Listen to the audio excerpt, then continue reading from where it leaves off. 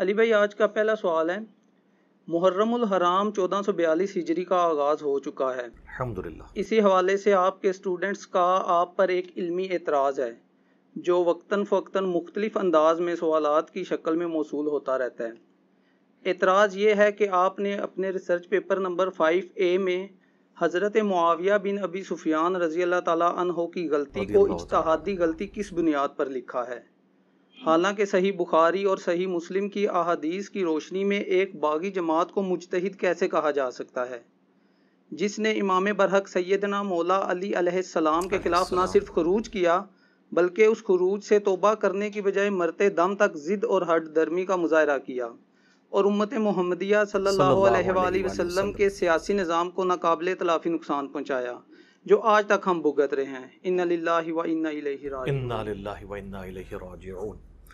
دیکھیں جی، میری تو پہلی ریکویسٹ یہ ہے کہ ریسرچ پیپر نمبر 5A میں یہ جو کچھ میں نے لکھا حضرت معاویہ بن ابی سفیان رضی اللہ تعالی عنہما کے حوالے سے، تو اسے آپ میری اجتہادی خطا سمجھ لیں۔ اور حقیقت حال یہ ہے کہ دعوت و تبلیغ کا کام بڑی حکمت کے ساتھ کرنا پڑتا ہے۔ سورۃ النحل کی آیت نمبر 125 میں اللہ تعالیٰ نے ارشاد فرمایا، اعوذ باللہ من الشیطان الرجیم، بسم اللہ الرحمن الرحیم، ادع الی سبیل ربک بالحکمہ، بلاؤ اپنے رب کی طرف، اس کے راستے کی طرف حکمت کے ساتھ، والموعظۃ الحسنہ، اور اچھے واعظ کے ساتھ، وجادلہم باللتی ہی احسن، اور مجادلہ کرو مخالفین کے ساتھ، علمی ڈیبیٹ کرو، مناظرہ نہیں، مجادلہ، اس طریقے پہ جو احسن ہو، یعنی اس میں کوئی گالی گلوچ نہیں ہونی چاہیے۔ تو یہ جو تیسری کیٹیگری ہے نا، مجادلہ کرنے والی، جدل ویسے کہتے ہیں جھگڑے کو، لیکن جب علم کے لیے بات ہو رہی ہو تو اس سے مراد علمی ڈسکشن یا ڈیبیٹ جسے انگلش میں کہتے ہیں۔ تو یہ مجادلہ کرنے کے لیے اور حکمت کے ساتھ اللہ کے راستے کی طرف بلانے کے لیے بعض اوقات کچھ چیزوں کے اوپر کمپرومائز کرنا پڑتا ہے انیشل ڈوز کے طور پہ، لیکن میں نے بڑی ایمانداری کا ثبوت دیا ہے۔ اس میں بھی آپ دیکھیں کہ اس ریسرچ پیپر نمبر 5A کے اینڈ پہ میں نے ایک جملہ لکھا ہے، نوٹ، بالکل آخر میں آخری نوٹ یہی ہے، جس کا مطلب ہے کہ یہ پہلی قسط ہے، اس کی دوسری قسط آئے گی جس میں اس کی کلیریفیکیشن موجود ہوگی۔ نوٹ، مکمل حقائق جاننے کے لیے ریسرچ پیپر نمبر 5B، واقعہ کربلا کا حقیقی پس منظر 72 صحیح الاسناد احادیث کی روشنی میں اس کا مطالعہ فرمائیں۔ تو ظاہر ہے کہ میں نے اس چیپٹر کو کلوز نہیں کیا بلکہ اس کو دوسری قسط کی طرف رکھا ہے۔ تو آپ لا الہ کے اوپر نہ رک جائیں، الا اللہ کی طرف بھی جائیں نا۔ یہ کیا دعوت کی حکمت کی وجہ سے۔ اور حیران کن بات ہے کہ وہ لوگ جو پہلے اس ٹاپک کو سننے کے لیے تیار نہیں ہوتے تھے، ناسبیت کا جو زہر اہل سنت کے ہاں گھولا گیا اس کی وجہ سے، وہ جب 5B پڑھ لیتے ہیں پھر ہمیں یہ مشورہ دے رہے ہوتے ہیں کہ 5A سے اجتہادی غلطی نکالیں۔ پہلے اس ٹاپک کو سننے کے لیے تیار نہیں ہوتے اور جب وہ پورے حقائق جان لیتے ہیں تو اینڈ رزلٹ یہ ہے کہ ہم اپنی دعوت پہنچانے میں کامیاب ہو جاتے ہیں۔ 5A میں اجتہادی خطا لکھنے سے ہماری دعوت کو کوئی نقصان نہیں ہے، فائدہ ضرور ہے۔ ایسے ماحول کے اندر جہاں پہ اس کو ٹاپک بنانا بھی جرم سمجھ رہے ہوں لوگ اہل سنت کے ہاں، بریلوی، دیوبندی، اہل حدیث، تینوں میں آپ دیکھ لیں ناسبیت کس درجے تک گھسی ہوئی ہے، تو وہاں پر پہلے یہ منوانا کہ یہ بھی کوئی ایک ٹاپک ہے جس پہ صدیوں سے پردہ ڈالا گیا اور تصویر کا ایک رخ آپ کو بتایا گیا، دوسرے پہ جان بوجھ کے پردہ ڈالا گیا ہے، آپ کو صرف رافضی کی رٹ لگوائی گئی ہے۔ ناسبی بھی کوئی بلا کا نام ہے، کتابوں میں تو لکھی ہوئی تھی، اور وہ بیسیکلی بڑا فتنہ ہے رافضیت سے بھی، بلکہ رافضیت بائی پروڈکٹ ہے ناسبیت کی، یہ تو آپ کو نہیں بتایا گیا تھا۔ تو ایسے ماحول کے اندر اپنی دعوت کو لانچ کرنے کے لیے بعض اوقات حکمت کے ساتھ معاملات کو لے کے چلنا پڑتا ہے۔ آپ کو پتہ ہے وہ مولانا اسحاق مدنی رحمہ اللہ تعالی فیصل آباد والے، ان کے اسٹوڈنٹ ہیں کاشف بھائی، انہوں نے بھی مجھ سے بڑا گیلا شکوہ کیا اس کے اوپر. تو میں نے ان کو سمجھایا کہ کاشف بھائی آپ جس طریقے سے دعوت کو لے کے چل رہے ہیں نا, نیا بندہ کبھی بھی اس دعوت کو اس طریقے سے ایکسیپٹ نہیں کرے گا, کیونکہ بہت بڑی دراڑ آ چکی ہے. سنی شیعہ اپنے غلط عقائد پہ محکم ہوئے ہیں چند ایک پازیٹیو چیزوں کی وجہ سے, جو سمجھتے ہیں یہ ہمارا پازیٹیو پوائنٹ ہے, نیگیٹو چیزوں سے وہ اپنے صرف نظر کر لیتے ہیں. اہل سنت بھی اپنی چند پازیٹیو چیزوں کی وجہ سے اپنے عقائد میں محکم ہوئے ہیں اور اپنی نیگیٹو چیزوں سے صرف نظر کرتے ہیں. تو ایسے ماحول کے اندر اگر, چونکہ ہمارا تو پلیٹ فارم اہل سنت کا ہے, یہ ذہن میں رکھیے گا, میں نے یہاں پہ اصول الکافی نہیں رکھی ہوئی, یہ اہل سنت کی کتاب میں رکھی ہوئی ہے. منہج کے طور پر ہم اہل سنت کے منہج پہ ہیں, فرقے کے طور پر نہیں. تو لہٰذا اہل سنت منہج کی جب بات کر رہے ہیں تو اہل سنت تک ایسی بات پہنچانا کہ جو وہ اپنے زوم میں شیعہ کے عقائد کے طور پر ایکسیپٹ کرتے ہیں, تو بڑی حکمت سے کام لینا پڑے گا. تو خیر ان کو پھر کچھ عرصے بعد سمجھ آئی, تو پھر انہوں نے 5A بھی منگوایا, سینکڑوں کی تعداد میں نے ان کو بھیجا. کہتے ہیں علی بھائی آپ کی بات ٹھیک ہے کہ پہلے 5A ہی دینا چاہیے, کم از کم لوگوں کو پتہ تو چلے کوئی ایشو تھا, جنگ جمل, صفین, نہروان, یہ کوئی ہوئی ہیں جس کی وجہ سے امت پھر 2 ٹکڑے ہوئی ہے, اور اس کا ایک سب سے جو خطرناک اور دکھی ایپیسوڈ ہے وہ واقعہ کربلا کی شکل میں ہوا, جو آج امت کو ایک نہیں ہونے دے رہا. تو اس کے لیے 5A وہ 4 پیجز کے اوپر پہلے ایک انیشل دعوت کے طور پہ تو ضروری ہے. اس کے بعد خود لوگ پوچھیں گے جی کیا ہوا تھا, تو 5B دیں ان کو 200 احادیث. اس ریسرچ پیپر 5B کا تعارف میں انشاءاللہ اینڈ پہ کرواؤں گا. تو لہٰذا 5B جہاں پہ ذکر آئے تو اس سے پریشان ہونے کی ضرورت نہیں ہے. تو یہ ہماری دعوت کی حکمت کا تقاضا تھا. باقی آپ یہ دیکھ لیں کہ صدیوں سے کیسا ماحول کریٹ کیا ہے امت کے اندر, کہ اگر کوئی شخص مصلح بننے کی کوشش کرتا ہے تو پھر لوگ اس کی خدمات کو بھی پس پش ڈال دیتے ہیں.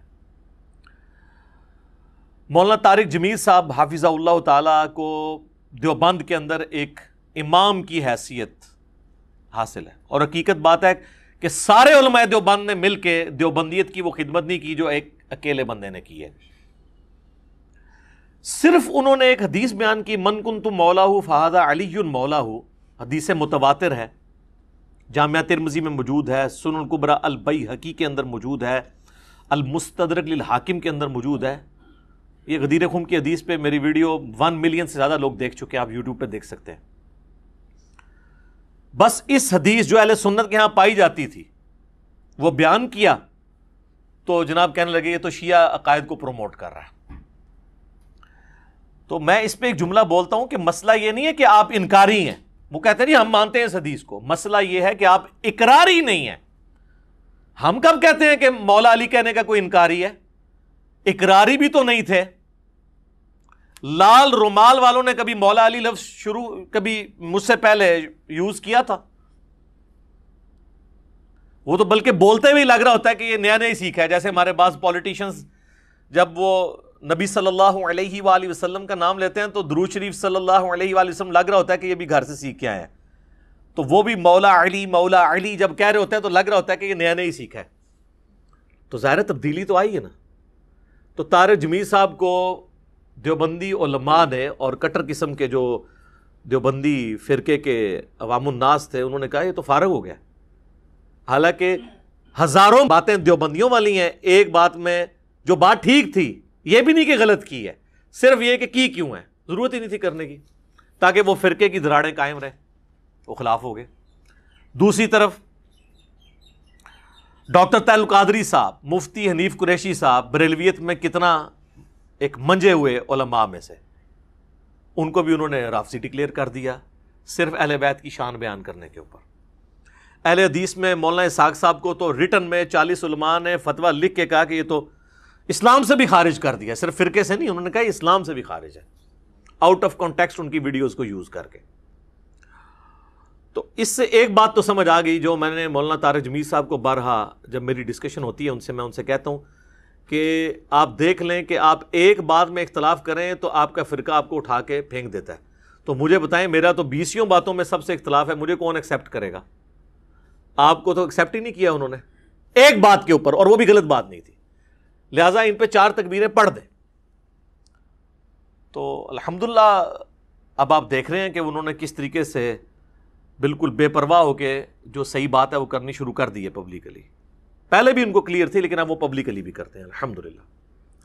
تو ایسے ماحول کے اندر دعوت لانچ کرنے کے لیے حکمت کو اڈاپٹ کرنا ضروری ہے، اور لوگوں کو یہ بتایا جائے کہ فضائل صحابہ احمد بن حنبل کی کتاب جو ہے اس میں 2 احادیث صحیح سند کے ساتھ موقوفاً مولا علی رضی اللہ تعالیٰ عنہ علیہ السلام سے ہیں کہ نبی صلی اللہ علیہ وآلہ وسلم کے ریفرنس سے ہی ظاہر ہے یہ علم الغیب والی خبر ہے کہ مولا علی کہتے ہیں کہ میری وجہ سے 2 فرقے گمراہ ہوں گے اور 2 فرقے دوزخ میں جائیں گے، ایک میری محبت میں غلوف کر کے اور ایک میری دشمنی میں غلوف کر کے. گمراہ بھی ہوں گے اور دوزخ تک بھی پہنچیں گے. اچھا، محبت میں گمراہ ہو کر دوزخ تک پہنچنے والا جو فرقہ ہے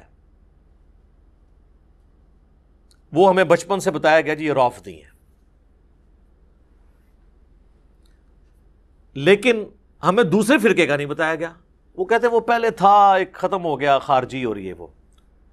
چونکہ آج وہ خود اس کا شکار ہیں تو ظاہر دوسرے کا تو نام نہیں لیں گے کہ دوسرا کون ہے. تو وہ تھے ناصبی. نسب کہتے ہیں کھڑا کرنے کو، جو حضرت علی کے خلاف کھڑے ہوئے، وہ قیامت تک رہیں گے. خوارج تو قیامت تک موجود رہیں گے. سنن نسائی میں حدیث ہے کہ خوارج قیامت تک رہیں گے، حتیٰ کہ ان کا آخری گروہ جو ہے وہ دجال کے ساتھ مل کے مسلمانوں کے خلاف ہوگا. تو آج کے دور میں بھی ناصبی موجود ہیں، خارجی موجود ہیں، اور انہی لوگوں میں موجود ہیں جو صرف رافضیت کی رٹ لگاتے ہیں اور وہ اپنے گناہ کو چھپانے کے لیے ایک دوسرا نعرہ اڈاپٹ کرتے ہیں. ہم کہتے ہیں رافضیوں کے بھی غلط عقائد کا رد کریں اور ناصبیوں کے بھی، اور اس پلیٹ فارم سے اللہ کے فضل سے کوئی نہیں بچا. رافضیوں کا کوئی ایک عقیدہ نہیں آپ بتا سکتے جس سے ہمیں اختلاف ہو کتاب و سنت کی روشنی میں، اور اس پلیٹ فارم سے اس کا علمی رد نہ ہوا ہو، گالی گلوچ والا نہیں. چاہے وہ عقیدہ جو ہے وہ ریلیٹڈ ہو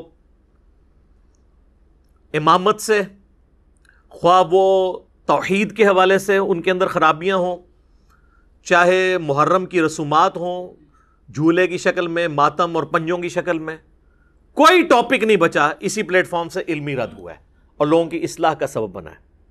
اور ناسبیت کا رد بھی اسی پلیٹ فارم سے ہوا ہے. باقیوں نے تو سب نے اپنے اپنی مرضی کی چیزیں پکڑی ہوئی ہیں. سب سے زیادہ ضرورت اہل سنت کے ہاں تھی ناسبیت کے رد کی، کیونکہ اپنے گھر کی صفائی پہلے کرنی چاہیے. دوسروں کو تو کہنا بڑا آسان ہے. میں آپ کو ایک چھوٹا سا ایک علمی ٹوٹکا بتا دیتا ہوں، آپ چیک کر لیں کہ صحیح مسلم میں 240 نمبر حدیث ہے. سیدنا علی خود راوی ہیں، وہ کہتے ہیں کہ اس ذات کی قسم کہ جس نے دانے کو پھاڑ کر اناج کو اگایا اور مخلوقات کو پیدا کیا، نبی امی نے مجھ سے یہ عہد لیا تھا کہ اے علی، تجھ سے محبت نہیں رکھے گا مگر مؤمن، اور تجھ سے بغض نہیں رکھے گا مگر منافق. تو محبت علی از دا لٹمس ٹیسٹ آف ایمان. صحیح مسلم 240 نمبر حدیث. یہ حدیث آپ محرم میں کسی سنی کو ٹیکسٹ کرتے ہیں، آگے دیکھیں کیسے پھدکتا ہے. وہ جتنا مرضی وہ صحابہ اہل بیت کا عاشق ہوگا نا، اس کو فوراً تکلیف ہو جائے گی اس سے. اگر کوئی کہہ رہا نہیں ہوتی تو چیک کریں. اور مزید آگے میں آپ کو بتاتا ہوں کہ سنی کی کسی مسجد میں، ابھی محرم 1442 سٹارٹ ہو چکا ہے نا، کسی سنی مسجد میں آپ ایک چارٹ پہ یہ حدیث لکھ دیں، صحیح مسلم 240، علی سے محبت نہیں رکھے گا مگر مومن، علی سے بغض نہیں رکھے گا مگر منافق. صرف یہ لکھ کے لگا دیں، اس کے بعد آپ تماشا دیکھیں. لیکن یہی بات آپ جعلی بنا کے کسی اور صحابی کے بارے میں لگا دیں، کچھ بھی نہیں ہوگا. تو وہی بات ہے کہ سیدنا علی کی فضیلت کے انکاری نہیں آپ، مسئلہ یہ کہ آپ اقراری نہیں ہیں. اور یہ ہم نے پریکٹیکلی چیک کیا ہے جو آپ کو یہ فارمولے بتا رہے ہیں. آپ کو اگر یقین نہیں آتا آپ چیک کر لیں، کسی دیوبندی کو، کسی بریلوی کو، کسی اہل حدیث کو جو کٹر قسم کے ہیں، یہ ذرا حدیث محرم میں بھیجیں صحیح مسلم، تو آگے وہ آپ کو اوٹ پٹانگ قسم کی خود روایتیں بنا بنا کے بھیجے گا اور عجیب قسم کے جوابات دے گا اور آپ پہ کامنٹس کرے گا. تو آپ دیکھیں گے کہ اندر کا خناس اس کا باہر آ جائے گا، وہ آتے ہی اسی حدیث سے باہر ہے۔ اور میں کہتا ہوں مولا علی کی شان میں نمبر 1 حدیث اس روئے ارض پہ اگر کوئی ہے نا، وہ یہی ہے، مسلم کی 240، کیونکہ یہاں پہ تو ایمان کی بات ہو رہی ہے۔ اور دوسرے نمبر پہ اگر کوئی حدیث ہے تو وہ ہے کہ علی کی میرے ساتھ وہی نسبت ہے جو ہارون کی موسیٰ کے ساتھ، مگر میرے بعد کوئی نبی نہیں، جو بخاری اور مسلم دونوں میں ہے۔ انبلیویبل چیز ہے، قرآن میں آتا ہے نا کہ حضرت موسیٰ نے دعا کر کے حضرت ہارون کو مانگا تھا۔ اس لیول کا رسول اللہ کے ساتھ کوئی سپورٹر تھا نا تو مولا علی تھے رضی اللہ تعالیٰ عنہ علیہ السلام۔ اور فرمایا کہ میرے بعد نبی کوئی نہیں آنا، یعنی سیدنا علی اگرچہ حضرت ہارون کی طرح نبی علیہ السلام کے سپورٹر تھے جیسا کہ وہ موسیٰ علیہ السلام کے، لیکن نبی نہیں تھے۔ تو کیا مطلب ہے کہ نبوت کے فوراً بعد اگر کوئی درجہ ہے تو مولا علی کا ہے۔ اور اس میں یہ بھی امپلائڈ ہے کہ اگر کوئی اور نبی ہوتا تو مولا علی اس کے لیے ڈیزرونگ تھے، جس طرح کہ جامعہ ترمذی میں صحیح سند سے حدیث ہے کہ میرے بعد اگر کوئی نبی ہوتا تو عمر ہوتا، یعنی یہ فضیلت کے طور پہ، جیسے قرآن میں بھی ہے قل ان کان للرحمن ولد فانا اول العابدین، اے نبی فرما دو بالفرض اگر اللہ کا کوئی بیٹا ہوتا تو سب سے پہلے میں اسے پوج رہا ہوتا۔ یہ سمجھانے کے لیے، اس سے کوئی لم یلد ولم یولد ختم نہیں ہو گیا، یہ بات سمجھانے کے لیے۔ تو یہ جو فضیلت ہے سیدنا علی رضی اللہ تعالیٰ عنہ کی، لٹمس ٹیسٹ آف ایمان، صحیح مسلم 240، علی کی میرے ساتھ وہی نسبت ہے جو ہارون کی موسیٰ کے ساتھ، بخاری مسلم دونوں میں حدیث۔ اور تیسری ہے من کنت مولا فہذا علی مولا، غدیر خم کی حدیث۔ یہ 3 ٹاپ آف دا لسٹ فضائل ہیں، ویسے تو بہت زیادہ ہیں۔ المستدرک للحاکم میں صحیح سند کے ساتھ امام احمد بن حنبل کا قول ہے کہ ذخیرے احادیث میں سب سے زیادہ احادیث جس شخص کی فضیلت میں ہے وہ علی ابن ابی طالب ہے رضی اللہ تعالیٰ عنہ علیہ السلام۔ صلاۃ بر محمد و آل محمد، اللہم صلی علی محمد و علی آل محمد۔ تو اب اس ماحول کے اندر اجتہادی خطا والا جو ہم نے ایک دعوت کو لانچ کرنے کے لیے حکمت اڈاپٹ کی ہے، آپ اس حکمت کو سمجھیں۔ اب اس خطا کے حوالے سے بھی تھوڑی ڈسکشن ہو جائے۔ صحیح بخاری اور صحیح مسلم دونوں میں یہ حدیث موجود ہے، متفق علیہ، اور بخاری میں ذرا ڈیٹیل کے ساتھ ہے، انٹرنیشنل نمبر کے مطابق 2812۔ مسجد نبوی کی تعمیر کے دوران یا غزوہ خندق میں خندق کھودتے ہوئے، ان دونوں میں سے کوئی ایک موقع تھا۔ ابو سعید خدری رضی اللہ تعالیٰ عنہ کہتے ہیں کہ صحابہ کرام پتھر لا رہے تھے تعمیر کے لیے، یا پتھر اٹھا رہے تھے، باقی اصحاب ایک ایک پتھر اٹھاتے تھے، سیدنا عمار ابن یاسر 2 پتھر، اتنا ان کا ایمان کا جذبہ۔ ظاہر ہے کہ جس کے جینز کے اندر ایمان ہو، جس کے ماں باپ اسلام کے پہلے شہداء ہوں، سیدنا یاسر اور سیدہ سمیہ رضی اللہ عنہما و علیہم السلام، اسلام کے پہلے شہید جنہوں نے ابو جہل کی تکلیف اٹھائی، تو ان کا بیٹا پھر یہی ہوگا نا۔ بلکہ یہ حدیث تو سٹارٹ ہی بڑے زبردست انداز میں ہوتی ہے۔ عبداللہ بن عباس اپنے بیٹے علی کو بھیجتے ہیں، ان کے بیٹے کا نام بھی علی تھا، اور ایک اور تابعی کو کہ جاؤ ابو سعید خدری سے جا کے ان کی حدیث سنو، وہ حدیث جو بیان نہیں کرنی چاہیے پبلکلی، یہ کہتے ہیں نا بیان نہیں کرنی چاہیے۔ اور عبداللہ بن عباس تو حدیثیں سنوائی وہی کرتے تھے، چلیں انہوں نے کہا ان سے حدیث سنو۔ ابو سعید خدری تو ان 7 صحابہ میں ہیں جنہوں نے سب سے زیادہ حدیثیں روایت کی ہیں، آگے وہ بھی تیار بیٹھے ہوئے تھے، بھی سینکڑوں حدیثیں ان کو یاد ہیں، تو انہوں نے نہیں پوچھا کہ کیڑی حدیث سنن آئے ہو، ان کو بھی پتا تھا وہی والی جو انجینئر صاحب بیان کرتے ہیں، اور آپ کے علماء نے پابندی لگائی ہوئی ہے۔ تو کہتے ہیں وہ اپنے باغ میں کام کر رہے تھے، تو ہم نے کہا کہ حضرت ہمیں ابن عباس نے بھیجا ہے، اور وہ کہہ رہے ہیں کہ جا کے ابو سعید سے ان کی حدیث سنو۔ ابو سعید کو تو سینکڑوں ہزاروں حدیثیں یاد ہیں، انہوں نے پوچھا کیڑے علی، تو انہوں نے کہا کہ سنو۔ پھر انہوں نے یہ حدیث شروع کی کہ اس طریقے سے تعمیر کا موقع تھا، سب لوگ ایک ایک پتھر اٹھا رہے تھے، اور عمار ابن یاسر 2 پتھر۔ تو نبی علیہ السلام نے اپنے مبارک ہاتھوں سے جو ہے ان کے سر اور داڑھی سے مٹی جھاڑتے ہوئے کہا، وائے عمار، اے سمیہ کے بیٹے، افسوس، یعنی تو کتنی اسلام کے لیے خدمت کر رہا ہے، افسوس تجھے ایک باغی جماعت قتل کرے گی، تو انہیں اللہ اور جنت کی طرف بلائے گا، اور وہ جماعت تجھے دوزخ کی طرف بلا رہی ہوگی۔ اب یہ بڑے سخت الفاظ ہیں صحیح بخاری میں 2812 کہ سیدنا علی کے سپورٹر سیدنا عمار بن یاسر اور ان کی جماعت کو نبی علیہ السلام نے کہا جنت کی طرف اور اللہ کی طرف بلانے والی جماعت، اور ان کے مخالفین کو یعنی اہل صفین کو، حضرت معاویہ رضی اللہ تعالیٰ عنہ کی جماعت کو دوزخ کی طرف بلانے والی جماعت، اور پھر ساتھ کہا باغی، پولیٹیکل ٹرم میں بغاوت، یہ نہیں ہے کہ وہ اسلام سے باغی ہو گئے تھے، یعنی پولیٹیکلی خلیفہ برحق کے خلاف انہوں نے بغاوت کی، جس کی اطاعت واجب تھی وَأُولِي الْأَمْرِ مِنْكُمْ کے تحت، سورہ نساء کی آیت نمبر 59، اطیعوا اللہ واطیعوا الرسول وَأُولِي الْأَمْرِ مِنْكُمْ۔ تو یہ حدیث ہے جی، اور یہ حدیث جب پریکٹیکلی سامنے آئی جنگ صفین میں سیدنا عمار بن یاسر شہید ہوئے، حضرت معاویہ کے ایک فوجی تھے ابو الغادیہ جو اصحاب شجرہ میں سے ہیں، اور صحیح مسلم میں حدیث ہے کہ اصحاب شجرہ جو ہیں نا، جنہوں نے بیعت کی ہے اس درخت کے نیچے صلح حدیبیہ کے موقع پر، جو سورہ فتح میں بھی ذکر ہوا ہے اس کا، تو مسلم کے الفاظ ہیں اصحاب شجرہ کو دوزخ کی آگ نہیں چھوئے گی۔ اب یہ ابو الغادیہ یہ بھی اصحاب شجرہ میں سے تھے۔ مسند امام احمد بن حنبل میں ایک پورا چیپٹر ہے جس میں ان کی حدیثیں ہیں جو انہوں نے نبی علیہ السلام سے بیان کی ہیں، اور وہ حدیثیں وہی ہیں کہ عمار کو باغی جماعت قتل کرے گی، اور عمار کا قاتل اور مال لوٹنے والا جہنم میں ہے، اور انہی حدیث میں ابو الغادیہ خود رویا کرتے تھے کہ مجھ سے عمار ابن یاسر کا قتل ہوا ہے، اور وہ تو بڑی دردناک حدیثیں ہیں، پھر ٹاپک دوسری طرف چلا جائے گا، وہ آپ ریسرچ پیپر میں پڑھ لیجئے گا، وہ میں اینڈ پہ بتا بھی دوں گا انشاءاللہ۔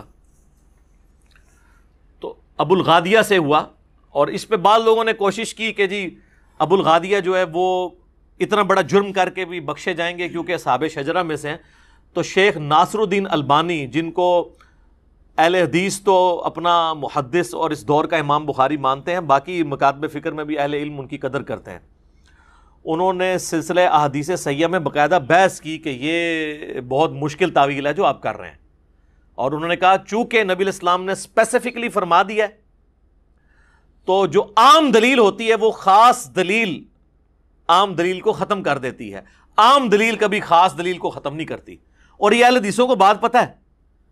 جب ہم انہیں کہتے ہیں نا وَإِذَا قُرِئَ الْقُرْآنُ فَاسْتَمِعُوا لَهُ، تو وہ کہتے ہیں یہ تو جنرل ہے، ہم اس کو ختم کرتے ہیں لا صلاۃ لمن لم یقرأ بفاتحۃ الکتاب سے، وہ کہتے ہیں وہ خاص ہے کہ جو فاتحہ نہیں پڑھتا اس کی نماز نہیں ہوتی، لہٰذا یہ جو جنرل آیت ہے اس میں یہ ایک تخصیص آ جائے گی کہ فاتحہ آپ پڑھ سکتے ہیں امام کے پیچھے بھی، ایک علیحدہ سے ایک ٹاپک ہے۔ یہاں پہ وہ بھول جاتے ہیں کہ جب اسپیسیفکلی آ گیا کہ عمار کا قاتل اور مال لوٹنے والا جہنم میں ہے، المستدرک الحاکم میں حدیث ہے، مسند امام احمد میں، تو وہ عام والی بشارت اس سے گئی، لیکن یہ ہمیشہ کے لیے جہنم میں نہیں، الٹیمیٹلی ہر مسلمان کو جس نے ایک دفعہ بھی کلمہ پڑھا ہے وہ جنت میں جانے میں انشاءاللہ کامیاب ہو جائے گا۔ باقی یہ آخرت کے معاملے ہیں، میں نے آپ کو ایک ٹیکنیکل بحثیں کی ہیں، اللہم اجرنا من النار، آمین ثم آمین۔ تو یہ حدیث، اور اس کے بعد جب یہ سارا معاملات ہوئے تو پھر اہل سنت کے ہاں یہ چیز اسٹیبلش ہو گئی کہ حضرت علی رضی اللہ تعالیٰ عنہ کی ساری جنگیں حق پر مبنی تھیں اور مخالفین باغی تھے۔ البتہ اس میں اختلاف ہے کہ مخالفین کی جو بغاوت ہے وہ اجتہادی خطا کے طور پہ شمار کی جائے گی یا ہٹ درمی کے اوپر، اس میں اختلاف ہے۔ پھر اس میں بھی ایک جز کے اوپر اتفاق ہے کہ جو اہل جمل ہیں، یعنی سیدہ عائشہ، سیدنا طلحہ، سیدنا زبیر رضی اللہ عنہم اجمعین وعلیہم السلام اجمعین، چونکہ انہوں نے اپنی اس غلطی سے رجوع کر لیا تھا بعد میں اور شرمسار تھے، لہٰذا ان کی غلطی کو اجتہادی غلطی کے طور پہ ایکسیپٹ کیا جائے گا اس حوالے سے کہ اللہ تعالیٰ معاف فرمانے والا ہے، اور مولا علی نے بھی ان کو معاف کر دیا۔ وہ المستدرک للحاکم میں، المصنف ابن ابی شیبہ میں اور کئی کتابوں میں، سنن الکبریٰ للنسائی کے اندر حدیث موجود ہے کہ مولا علی نے کہا کہ میں اللہ سے امید کرتا ہوں، یہ سورۃ الحجر کے اندر جو آیت ہے کہ اہل ایمان آمنے سامنے بیٹھے ہوئے ہوں گے جنت میں تختوں کے اوپر، اور اللہ تعالیٰ ان کے دلوں سے میل دور کر دے گا اور وہ جنت میں پہنچ جائیں گے۔ میں اللہ سے امید کرتا ہوں کہ یہ بشارت میرے طلحہ، زبیر اور عثمان بن عفان کے لیے رضی اللہ عنہم اجمعین، کے ہمارے دلوں میں جو ایک دوسرے کے بارے میں چیز آ گئی ہے وہ اللہ تعالیٰ دور کر دے گا۔ لیکن جہاں تک تعلق ہے حضرت معاویہ رضی اللہ تعالیٰ عنہ کا، ان کو حضرت علی نے معاف نہیں کیا، اس لیے کہ وہ حضرت علی کی زندگی میں بھی اپنی اس خطا کے اوپر قائم رہے اور اس کے بعد 20 سال زندہ رہے اور مرتے دم تک انہوں نے رجوع نہیں کیا. اسی لیے سیدنا علی نے ان کے بارے میں ڈیفرنٹ ایٹیچیوڈ رکھا. میرے استاد ڈاکٹر اسرار صاحب رحمہ اللہ تعالیٰ نے سورۃ الحجر کی انہی آیات کی تفسیر میں بیان القرآن میں یہ کہہ دیا تھا. حضرت معاویہ کا نام بھی انہوں نے داخل کر دیا تھا. وہ حدیث کے معاملے میں تو وہ خود ہی کہتے تھے میں امی ہوں. تو پھر میرا اس پہ جواب آیا تھا کہ حضرت معاویہ کا نام نہیں انہوں نے لیا, حضرت طلحہ, زبیر اور عثمان بن عفان کا نام لیا تھا. تو ان کے بارے میں تو پھر آپ سن لیں. آج میں آپ کو انشاءاللہ تعالی 15 ریفرنسز مختصر سے وقت کے اندر کور کروں گا. اس پہ کوئی کمنٹس کرنے کی ضرورت نہیں, خود سیلف ایکسپلینیٹری ہوں گے. یہ اکثر کہتے ہیں نا ائمہ اہل سنت کا سلف کا فام بتائیں, اور سلف بھی یہ سٹارٹ کرتے ہیں بعد کے بابوں سے. بھئی پہلا سلف تو جو ہے وہ خلیفہ راشد ہے, دوسرا سلف جو ہے وہ صحابہ ہیں. بعد کے لوگوں کو چھوڑیں, آپ پہلے ان کا فارم لیں. اس پہ بھی میں گھنٹوں بول سکتا ہوں. میں نے 200 احادیث اس میں پمفلٹ میں جمع کی ہیں, اینڈ میں تعارف کرواؤں گا. بہرحال میں یہ 15 حوالے جو ہے نا تیزی کے ساتھ کور کر دیتا ہوں سلف کے فہم کے پوائنٹ آف ویو سے. پہلا فہم تو مولا علی کا ہی لے لیں آپ, چونکہ وہ امام وقت ہیں. ابو داؤد ترمذی ابن ماجہ میں حدیث ہے, علیکم بسنتی و سنت الخلفاء الراشدین المہدیین, تم پر میری سنت اور میرے خلفاء راشدین کی سنت لازم ہے. تو مولا علی خلیفہ راشد ہیں. ان کا فہم یہ ہے کہ المصنف ابن ابی شیبہ میں یہ حدیث موجود ہے کہ مولا علی رضی اللہ تعالیٰ عنہ قنوت نازلہ پڑھا کرتے تھے اور کہا کرتے تھے اللہم علیک بمعاویہ و اشیاءہ, اور عمر بن عاص کے بارے میں بھی اور ابا سلمی کے بارے میں بھی کہ اے اللہ معاویہ اور اس کے شیعہ کو تباہ و برباد کر, عمر بن عاص اور اس کے شیعہ کو تباہ و برباد کر, ابا سلمی اور اس کے شیعہ کو تباہ و برباد کر. اور ایک اور حدیث ہے المصنف ابن ابی شیبہ کے اندر کہ مولا علی سے جب اہل صفین کے بارے میں پوچھا گیا تو انہوں نے کہا کہ میں اللہ سے امید کرتا ہوں کہ اللہ تعالیٰ ان کو معاف کر دے گا. امید کیا تک, ظاہر حضرت علی نے تو فیصلہ نہیں کرنا, وہ تو اللہ نے کرنا ہے. پھر معاملہ میرے اور معاویہ کے درمیان اللہ کی عدالت میں طے پائے گا. تو یعنی اس لیول تک کہ حضرت علی اتنی ٹالرنس شو کر رہے ہیں کہ اہل صفین کی معافی کے لیے بھی تیار ہیں, لیکن حضرت معاویہ کے لیے نہیں, کہ چونکہ وہ سرغنہ تھے نا, یعنی انہوں نے ایک پارٹی کو جو ہے وہ لیڈ کر کے تو خلیفہ برحق کے خلاف ٹکروایا. تو یہ بات بھی یعنی سمجھ آنے والی ہے. تو یہ پہلا فارم ہو گیا جی, یہ پہلا ریفرنس تھا جو اس حوالے سے ہم نے ڈسکس کیا, 2 احادیث سیدنا علی کے حوالے سے.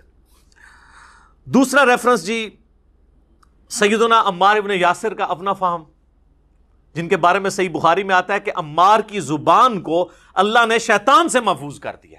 یہ صحیح بخاری میں ہے. تو عمار سے پوچھ لیتے ہیں. عمار بن یاسر کا آپ حضرت علی کے ساتھ کمٹمنٹ کا لیول دیکھیں, 93 ایئرز ایج ہے. جنگ صفین لڑنے کے دوران اس وقت 93 کے تھے, وہ 37 ہجری میں شہید ہوئے. 93 سال بڑی عمر ہوتی ہے. تو عمار بن یاسر کا فہم سنن الکبری البیہقی میں موجود ہے. جب ان سے پوچھا گیا اہل شام کے بارے میں, یعنی یہ جو حضرت معاویہ کی جماعت ہے امیر شام کی, تو انہوں نے کہا کہ یہ نہ کہو کہ اہل شام نے کفر کیا, اس سے کم از کم رافضیت کا رد ہو گیا جو حضرت معاویہ یا ان کی جماعت کو سمجھتے ہیں کہ وہ کافر ہیں, اور اس بغاوت کو وہ دین کی بغاوت اس حوالے سے سمجھتے ہیں کہ وہ سمجھتے ہیں شاید نعوذ باللہ انہوں نے اسلام اتار کے پھینک دیا تھا. نہیں, اسلام میں وہ تھے, مسلم تھے, پولیٹیکلی انہوں نے معاملوں کو مس ہینڈل کیا, وہ بھی غلط ہے. اس میں عمار بن یاسر کیا کہتے ہیں, یہ نہ کہو کہ اہل شام نے کفر کیا, بلکہ کہو انہوں نے فسق کیا اور ظلم کیا. فسق کہتے ہیں گناہ کبیرہ کو.